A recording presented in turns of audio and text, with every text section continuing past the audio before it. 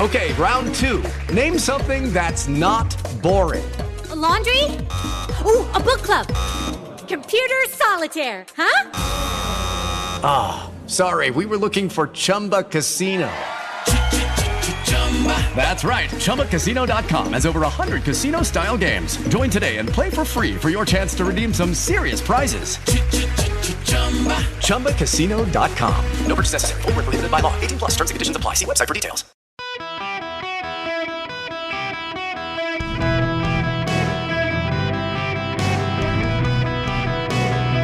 Welcome to the Eric Erickson Show podcast, Hour 2. Hello, America. It is Eric Erickson here across the nation. So glad to have you with me today. The phone number is 877-973-7425. If you wish to be on the program, I am delighted to have you. I want to talk about Ron DeSantis, but there's actually a phone call I want to take first. Because this is a topic that I wanted to address anyway, and I got a caller who's calling in about it. So I'm going to begin this hour of the program by talking to Jim. Welcome to the show, Jim. How are you? Just fine. Thank you for taking my call. Sure. I was telling your screener that I've heard numerous comparisons between Ukraine, Iraq, the Mideast wars, Vietnam. I haven't heard anyone talking about the connection with Hitler and World War II, his quest for Lebensraum that eventually won him damn near all of Europe. True. Well, who do you see as the comparison there? I see Putin in comparison to Hitler. Yeah. Is losing the Crimea, which we just basically let him walk through. Now that we're pushing back against him, you have to wonder and go back, 70 years almost, and wonder, somebody had the nerve to push back on Hitler, how different things might have been. Yeah. Okay. So I'm glad you called on this, and I got to be honest with you, Jim. I was a little bit hesitant that you were gonna go in the route of the Ukrainians are the Hitlers and the Europeans are, because there is this strain festering on the right of people who claim that we're going to be putting German tanks on the Russian border like the Nazis and start war. It's going to be us to blame for World War III or some such, which isn't true at all. And I appreciate your phone call on this. Let me talk about this first.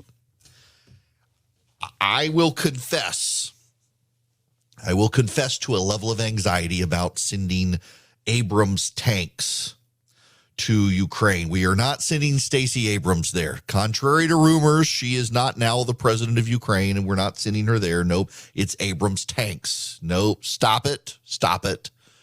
She's not going. We are sending Abrams tanks to Ukraine, and here's what you need to know about the Abrams tanks. They're too complicated for the Ukrainians. They're not going to be able to drive them, and it's going to take a year to get them there. But the reason we're sending them is because the German chancellor is weak. Even his own members of his own party are acknowledging his weaknesses. The Polish are ready to send tanks to the Ukrainians. There are voices on the right and the far left that are deeply opposed to us doing this. They claim we are provoking a third world war. What they ignore is that the Russians invaded Ukraine. We are defending Ukraine. Are there problems in Ukraine? Yes. Have we sent them too much money that's unaccounted for? Yes. Do we need maybe an accounting? Yes. Should we walk away from them? No. If you believe we should abandon Ukraine, you are on the side of Vladimir Putin and his propagandists. Looking at you, Marjorie Taylor Greene. If you want to walk away from Ukraine, you are doing Vladimir Putin's bidding. He invaded that country. Ukraine did nothing except have the audacity to exist as an independent country. Why was Belarus not invaded? Because the Belarusian government and dictator is a pawn of Vladimir Putin, who has allowed the Russians to come in and control him and control his foreign policy. The Ukrainians did not. Putin took over Crimea, and we largely turned a blind eye to him, and he ultimately felt emboldened to take Ukraine. If he takes Ukraine, he probably wants to take Moldova. He starts cutting into NATO territory. He starts provoking a war. There is a realignment on the right, an isolationist strain on the right, a strain on the right that believes we should embrace Russia. Let me explain to you why some of the people on the right want to embrace Russia. It is a very simple thing to understand. The Russians are anti-woke and anti-gay. And these culture warriors of the right who are anti-woke and anti-gay, like the authoritarian strong hand of people in Eastern Europe, they feel like Western culture has become effeminate, woke, too far progressive and hedonistic, and they want to bring it to an end. And they look at Vladimir Putin, they look at what's his name in Hungary, and they look at all this, they're like, hey, these people don't have the cultural problems that we have with the wokes, the transgenders, the gays. We need to side with them. It is all because they fear the culture more than they fear God. Because if you fear the Lord, you don't have to worry about any of this stuff. He's got this.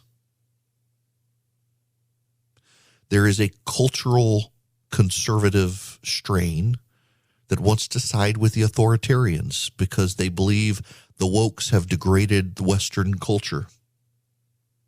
And it's no coincidence that these people are the loudest voices against helping the Ukrainians. And they come up with all sorts of excuses, including that somehow the Ukrainians are the aggressors or we are the aggressors. There used to be this blame America first crowd on the left. There's a blame America first crowd on the right these days, too. As long as the Democrats reign supreme in Washington, and as long as the wokes are loud voices in corporate America, they'll keep blaming America, and they'll keep siding with people who do not have our interests at heart. And these people do not have our interests at heart. Supporting Ukraine is the right thing to do, and it's the right thing to do because they are a friendly allied nation of ours who were invaded wrongly without justification or provocation by the Russians. And the Ukrainians were not expected to survive 3 months against the Russians, and they have survived a year. And the worst part of winter is coming, and you're going to have Russian soldiers freezing to death in trenches, and the Ukrainians are going to have U.S. and European arms to beat the Russians. And it is a good thing that we beat the Russians here. We are starting to see the world realign. We're starting to see a more multilateral world. There are theories of hegemony in the world and of superpowers in the world. When the world has one dominant power, that is when the world is most at peace. So you have the Pax Romana. That is the Roman peace. When the Western world was largely controlled by Rome and the borders of the Roman Empire were secured for a very long time, you largely had peace in the West. There's the Pax Britannia. When the British Empire was the be-all, end-all of the world, you largely had peace around the world. And twice we have seen the Pax Americana. Twice in world history, we have seen the American government dominant on the world stage, so much so that the whole world had peace and trade.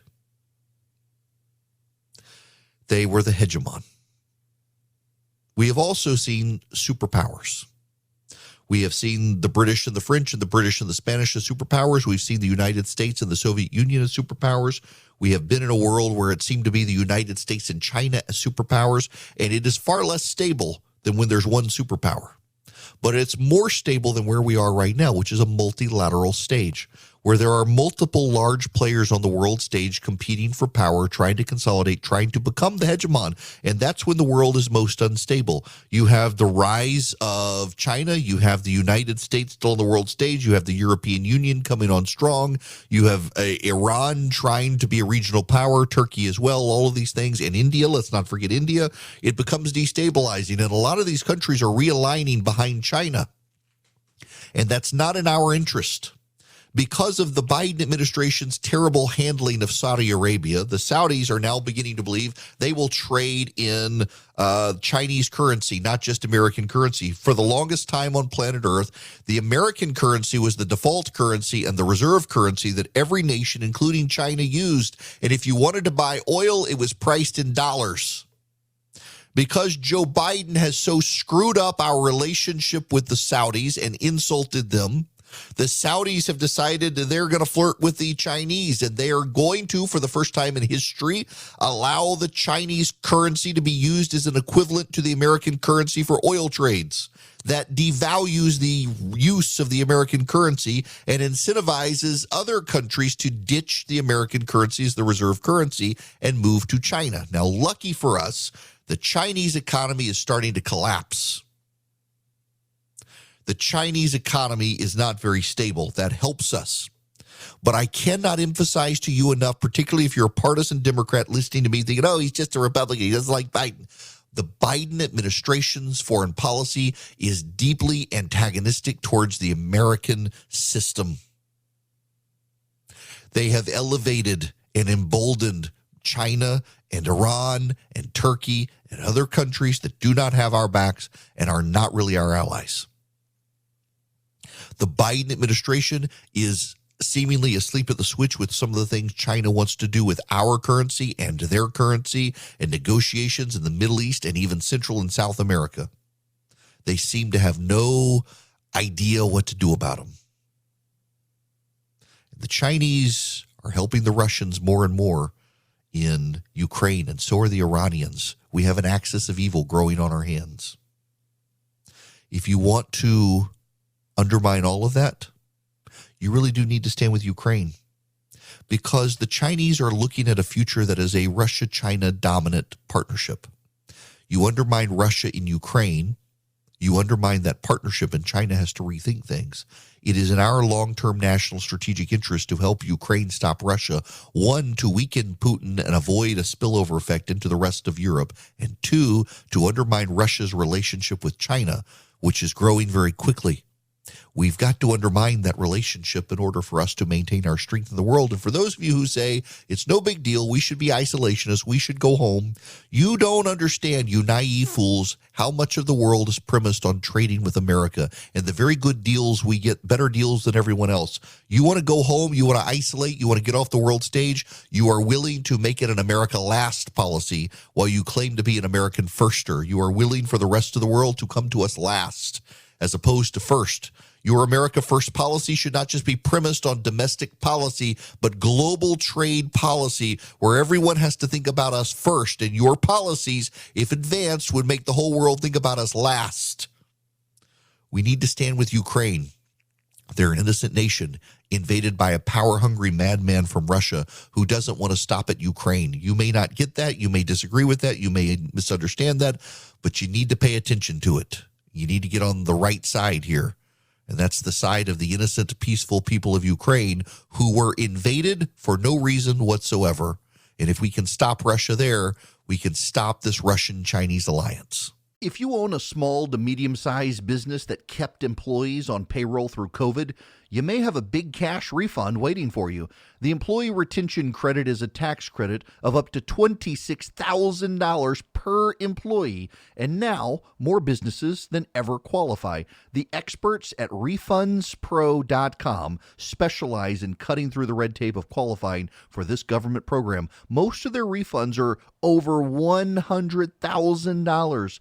Even businesses that have received PPP funds may be eligible, and there are absolutely no fees unless you receive a refund. There's no reason not to apply. If your business experienced shutdowns, limited capacity, supply chain challenges, or even reduced revenue due to COVID, you likely qualify. RefundsPro.com has already helped hundreds of businesses, so don't lose the refund you're owed by missing the deadline. Get started today with the free 5-minute questionnaire at RefundsPro.com. That's RefundsPro.com. All right, let's hop across the Atlantic for just a moment, because I just find this really fascinating, the histories involved. Now, I will tell you, I don't actually know if this is true or not. but my grandfather, when I was little, I remember him telling me I was the 16th Eric Erickson in a row. We all have different middle names. I'm not Eric Erickson the 16th. I'm Eric Woods Erickson. My dad, Eric Garwood, my grandfather, Eric Otto, and his father was Eric something. But he told me I was the 16th. And when I was in law school, my mom and I went to Sweden to see our family, and was telling my cousin this, one of the few memories I had of my grandfather, and he said he was pretty sure it was true. That he too thought I was like 16th in a row. I'm just fascinated by that.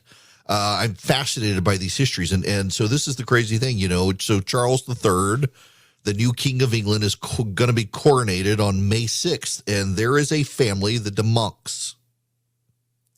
And their claim to fame is that this family has participated in every single British crown coronation since William the Conqueror in 1066. On Christmas Day, 1066, it was also Coronation Day, and he was called up to challenge anyone who questioned William the Conqueror's claims to the English throne at the time, before it was Great Britain. And this family has literally participated in every single coronation of every single king and queen of England since 1066. And this guy will be the 34th to participate, assuming he's invited. So the family used to have an actual claim to participate. But in the early 1800s, they got rid of the idea of anyone challenging the king's right hand to a joust. Up until the 1800s, that's what you did, is you stormed in to the Westminster Hall, and you said, if anyone wants to challenge the king's claim, joust. And you would throw down a glove. Well, the family still has the glove, and it's the glove they've had since 1066. But they stopped doing that. And so now the British royal family is just giving these people ceremonial roles. The last one held up the British flag at Queen Elizabeth II's coronation. So now you got this. I'm fascinated by this. You've got a 1,000-year-old, not a 10,000, 1,000-year-old unbroken line in one family showing up at all the coronations, doing something. And May 6th, we're not sure if this guy's going to get an invite, but he's written to the British royal family and said, hey, my family, we've actually got this, and we would love to participate if you'll let it. I kind of hope they let him do it. Just what a fascinating bit of history there. Greetings. It is Eric Erickson here across the nation. The phone number is 877-973-7425. Should you wish to be on the program, phone lines are open, but you got to wait, because I got to talk. I got stuff on Ron DeSantis. Let me review for those of you who are not familiar with the story. Most of you probably are. There is an AP proposed class from the College Board. So for those of you who don't know, now I did not grow up in a place that had AP classes. My daughter is in a school with several AP classes, and if you take AP classes, colleges, look at this, these are advanced placement classes. You're taking the challenging stuff. They tend to have very strict guidelines that are uniform across schools. You are not punished if you go to a school that only has 2 AP classes and someone goes to a school that has 5. You've taken the 2 at your school. They've taken the 5 at their school. It doesn't work that way for college admission. This is one thing I've learned with a kid who is a few months from having to start thinking about applying to colleges. You get credited for taking AP classes in your school, but it's not a competition between you and someone else. If your school only has 2 AP classes, they're not going to look at you and say, well, this other kid went to school with 5 and took all those. They doesn't do that. They just give you credits for you only had 2 and you took them both. Good for you. Bonus. The College Board designs these classes, and they go through drafts. The College Board has decided to design an African American Studies class. Ron DeSantis is opposed to the African American Studies class because of the 6th core of the class, which is woke studies. The sixth core of the class teaches you queer theory, black feminist viewpoints, the abolitionist movement for prisons, Black Lives Matters, and all the woke rages of the day. And DeSantis says, and also critical race theory, which is prohibited from being taught in Florida schools already. So DeSantis has said, no dice. We're not going to do this. We're not letting the wokes take over. Keep in mind, this is a draft. It's not the finalized program. DeSantis is drawing a line in the sand. In Georgia, our school systems have said they're going to wait and see. If the final draft has these things in it, they probably will not take it. But right now it's a draft and they're not going to make a decision. DeSantis is in a win-win situation. If they take it out, he looks strong. He gets a win. If they leave it in, he blocks the course. He gets a win with culturally conservative voters. Well, Lori Rosa is a reporter on Florida for the Washington Post, and here is her headline. Backlash grows against DeSantis' decision to block AP African American Studies class. A backlash. Florida Governor Ron DeSantis is facing mounting backlash regarding his administration's decision to prohibit an advanced placement high school course on African American studies. With black leaders rallying in the Capitol, a prominent civil rights lawyer threatening to sue, and state lawmakers urging him to reverse the decision. Attorney Ben Crump. Ben Crump, yes. He accused DeSantis of violating federal and state constitutions by refusing to permit the course. His legal team noted that a federal judge found a 2010 law in Arizona had banned a Mexican-American studies program from Tucson schools unconstitutional, motivated by racial animus. The State Department of Education contends the class is inexplicably contrary to Florida law. A new education law championed by DeSantis requires lessons on race to be taught in an objective manner and not used to indoctrinate or persuade students to a particular point of view. Some education advocates and teachers say the law is so broadly framed, it's having a chilling effect on teaching black history, where they wish to teach black children that they are victims of the man. I added that last part, but you know it's true. If he does not negotiate with the College Board to allow AP African American Studies to be taught in classrooms across the state of Florida, these three young people will be the lead plaintiffs in a lawsuit, says Crump. Now, the state education department has listed concerns about the program, including intersectionality and activism, black feminist theory, and black feminist legal theory, literary theory, and queer black studies. Now, who would say it's an important part of black history is queer theory? That's somebody pushing an agenda on the kids. That's what DeSantis says. The College Board says the official framework will be released February 1st. Alex Lanfranconi of the Florida Department of Education says he's encouraged to see the College Board is willing to amend it to comply with Florida law. Now, here's the funny thing. Pritzker of Illinois, the governor there, says that Illinois is going to reject any curriculum modifications designed to appease Florida. Here's what is devoid and not mentioned this. One, there's no backlash. The Washington Post claims this is a backlash. It's not a backlash. It's a few angry activists in Florida who get attention. That's it. That's it. You've got a couple of members of the legislature. You've got Ben Crump, civil rights lawyer.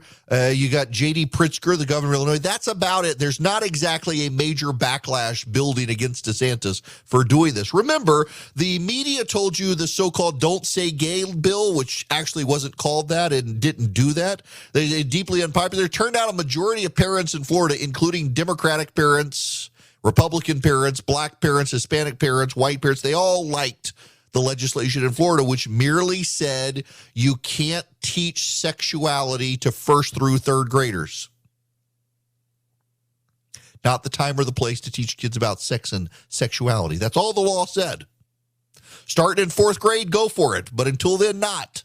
And they got bent out of shape. They claimed there was a backlash against that. The parents actually liked it overall. Same thing is happening here. Do you really think a majority of black parents in Florida want their kids being taught black queer theory, regardless of whether their kid is gay or straight, regardless of their views on people being gay or straight? Do you think they want black queer studies taught in high school, or black feminist literary theory, or intersectionality and activism? Do you really think that black parents want their children taught that as opposed to job skills? Do you think that black history cannot be taught without teaching black queer studies? I mean, that's kind of the bottom line here. Can you not tell the story of the African American experience in America without black feminist literary theory? Can you not? Can you not tell the history of black people in America without black feminist literary theory and intersectionality and black queer theory? Can you not tell the story of Martin Luther King Jr.? Can you not tell the story of 1619 and the slaves arriving in Virginia? Can you not tell the story of Frederick Douglass, of Booker T. Washington, of Sojourner Truth? Can you not tell those stories without black queer studies? The College Board and the left says, no, you cannot. You can't tell those stories. You can't tell the story of the civil rights movement without feminist literary theory from a black perspective. DeSantis says, of course you can, because we were doing it this past year. One of the other things the story leaves out is that for years and years, and you probably aren't aware of this, but for years and years, California is the dominant educational system in the nation because of its population. And for years, the College Board bent over backwards to humor California and shape AP courses in the way the California Department of Education wanted. Textbooks across America for years gave California disproportionate input. And finally, Texas on the textbook front picked its own fight. And now there are textbooks in this country that are Texas dominant or California dominant. Florida's decided to get into this. This is not new. This has been happening for a very long time. You've just never been aware of it. But because it's Ron DeSantis suddenly picking a fight on this, the media is outraged. And I've got to think, when you look at the fights he's picked, the legislation in Florida about teaching kindergartners about sex and sexuality, a majority of people supported him on this. I suspect when people find out the AP thinks that you can't tell black history without learning about queer studies, a majority of people are going to support DeSantis on this. When you're picking fights like this against DeSantis, the national media tends to get bent out of shape on this stuff. And actually, the parents like that he wants their kids to learn job skills to get a job as opposed to learn how to be a victim thanks to advanced placement classes. I think this is another one where DeSantis is going to win. Now, I want to go to the phones on this. Lisa is calling. Lisa, welcome to the show. How are you? I'm good. How are you? Good. What's going on? Hey, I just wanted to say right quick that the Republican Party, as well as DeSantis, needs to stay in front of this issue. Reason being is just like you have a main media, with the top stations, you also have a sub media called black media. The black radio stations, such as BET and all these radio personalities, they're pushing that DeSantis is trying to stop black people from learning black history. So although you guys aren't seeing that on the back end, that's what's going on. They are pushing this agenda, and they're not telling the truth or giving good context to it. So y'all got to stay ahead of this. And DeSantis, as well as the Republican Party, needs to go on Facebook, where all the old parents are, and run ads or run things saying that that's not the truth. We're protecting your right because we know you as black parents want your kids to learn X, Y, Z, and not LGBTQ. So, I would caution against taking a lax position on it. It may sound crazy, but there is an agenda, and what's being pushed mainstream is not what's being pushed on these black radio stations, because I've gotten so many calls from cousins and friends. Look at what your party doing. Look at what your party doing. I have to explain it to them. Then it's like, oh, they didn't say that. So.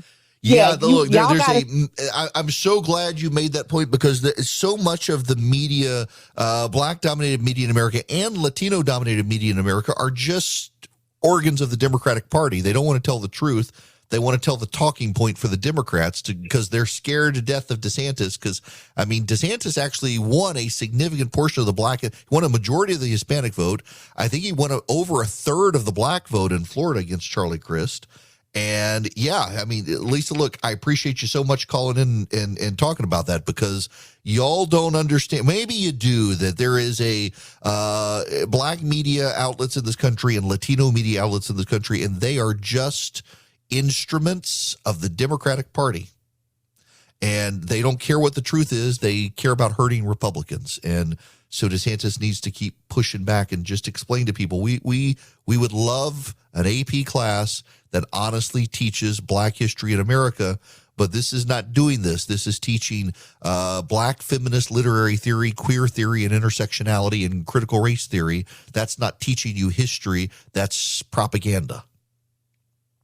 Now, I got to move on, but before I do, I got to tell you about the Eden Pure 3-pack. The Eden Pure Thunderstorm is an air purifier, and boy, does it wipe out odors. I've run it. I've got this back porch, and it gets this musty, mildewy smell because for years it was not glassed in. We finally got it glassed in, I guess, a year or so ago, and it had this smell, and I could plug in the Eden Pure Thunderstorm and wipe out that odor. And I finally figured out where it's coming back. There's a water getting in, but nonetheless, the Eden Pure Thunderstorm wipes out the odors. When I travel, it's small. I can hold it in my hand. It's about twice the size of an iPhone. You can plug it in, and it wipes out odors. It just eliminates them. In a car that someone's been smoking in, wipe out the odors. Hotel room someone's been smoking in, wipe out odors. Pet odors, you got a litter box, wipes out the odors. Been cooking shrimp in the kitchen and it stinks from the frying or whatever, wipes out the odors. You can get 3 of them, one for upstairs, one for downstairs, one for your basement or your RV or your travel bag, whichever you need it for. EdenPureDeals.com. The discount code is ERIC3, ERICK3, EdenPureDeals.com. Discount code ERIC3. You get 3 of them for less than $200 at EdenPureDeals.com. This other program brought to you by First Liberty Building and Loan nationwide. They want to help your business grow. If you need loans for your business, $750,000 or more, reach out to them, firstlibertyga.com. Spend 10 minutes with them, see if you're fit for them for you. If you're buying a building, buying a franchise, buying out your competitor or your business partner, reach out to them, firstlibertyga.com. Nationwide, they can help. Natural gas shortages have hit China. They're having a very cold winter. For many people across China, and shortage of natural gas and alarmingly cold temperatures is causing them to freeze at night. For Ling Yongqing, they don't turn on the heat because after 4 to 6 hours, the gas stops again. He's a 45-year-old grocer. He said the gas shortages are impacting their lives. The lack of natural gas, which was used widely across China, has angered tens of millions of people. One person in Hubei province wrote of waking early 4 nights a week because she was too cold to sleep despite 2 comforters on her bed. A viral video on China's internet shows a high-rise apartment building in a different northern province, Shaanxi, with the windows plastered with bright red posters of the sort often seen at Lunar New Year, except the posters say cold. Already this winter, hundreds of millions of people have caught COVID since Xi Jinping, China's top leader, abandoned his zero-COVID policy in early December. That policy has kept infections low, but required costly precautions. Many towns and cities now lack the money they need even to pay their own employees, much less to maintain supplies for natural gas. The crunch has exposed systemic weaknesses in China's energy regulations and infrastructure while showing the reach of the global market turmoil provoked by Russia's war in Ukraine. Russia had long been a major supplier of natural gas to China. When Russia halted exports to Europe, nations bid up world prices as they stockpiled supplies elsewhere. A surprisingly warm winter helped Europe, but the bitter cold is happening in China. The Chinese people are freezing. This is causing economic and societal turmoil. And this is a problem for Xi Jinping. He is a dictator, and he has promised stability in China, he promised stability in China, and he can't get that stability in China to pay off. This is the third energy crisis in 5 years. There were coal-fired boilers across large sections of China where there was a coal shortage. They converted them to gas ones because of the air pollution. Now they've got that problem. They've got other problems with their power, and the cold weather continues to plummet. Meanwhile, in Europe, they were worried this would happen in Europe, but in Europe, they're having a warm winter. Although there are predictions that it may get colder there soon. And in Ukraine, the fields could freeze. And as the tanks go over the fields and crack the ice and make mud, the Russian soldiers are starting to worry about what's going to happen next month to them. It's just kind of interesting. But in China, the temperatures have become unseasonably cold, colder than normal for China. And this is causing economic instability. All these people betting on China. China is a third world country with some shiny parts that make it look modern.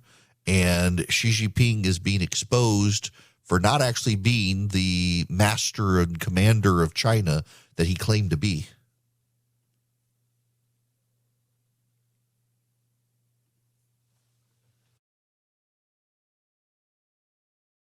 Hey guys, it is Ryan. I'm not sure if you know this about me, but I'm a bit of a fun fanatic when I can. I like to work, but I like fun too. It's a thing. And now the truth is out there. I can tell you about my favorite place to have fun. Chumba Casino. They have hundreds of social casino style games to choose from with new games released each week. You can play for free anytime, anywhere. And each day brings a new chance to collect daily bonuses. So join me in the fun. Sign up now at ChumbaCasino.com. No purchase necessary. VGW Group. Void where prohibited by law. See terms and conditions. 18+.